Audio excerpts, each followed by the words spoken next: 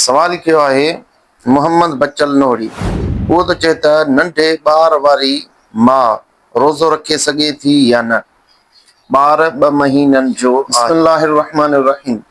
जेकॾहिं उन औरत खे ग़ालिब अंदेशो आहे या कंहिं हाज़िक डॉक्टर हिन खे ख़बर ॾिनी आहे त जेकॾहिं तूं रोज़ो रखंदीअ त उन रोज़े जे करे तुंहिंजो खीरु सुकी वेंदो, त इन सूरत में उहा औरत रोज़ो छॾे सघे थी ऐं उनखे क़ज़ा कंदी।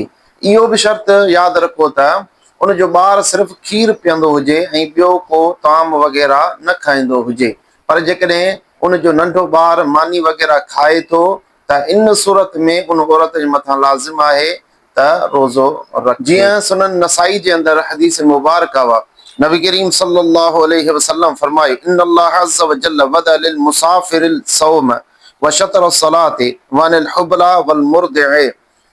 नबी करीम सल्लल्लाहु अलैहि वसल्लम फरमायो बेशक अल्लाह रब्बुल इज़्ज़त मुसाफिर खां रोज़ो माफ़ फरमाए छॾियो आहे ऐं उनजी निमाज़ खे अदु करे छॾियो अथई। ऐं अहिड़ी तरीक़े सां पेट वारी औरत ऐं खीर पियारण वारी औरत खां बि रोज़े खे माफ़ फरमाए छॾियो अथई। इन मां मालूम थियो त जेकॾहिं खीर पियारण वारी औरत पेट सां उहा सम्झे थी त नुक़सान आहे रोज़े रखण सां, त उहा रोज़ो छॾे सघे थी। जीअं बहरो राइक जे अंदरि आहे त वलिल हामिल वल मुर्दि इज़ा ख़ाफ़ता अलल वल्दे अव नफ्स आए लहुमल फित्रो दफन लिल हर्ज।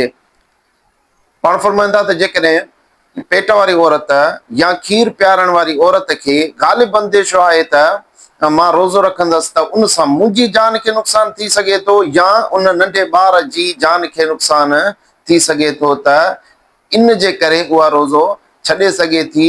छाजे करे जो रोज़ो रखंदी त इहो हर्ज आहे ऐं हर्ज शरीयत में दफ़ा थियल हूंदो आहे। अल्लाहु आलम सवाब।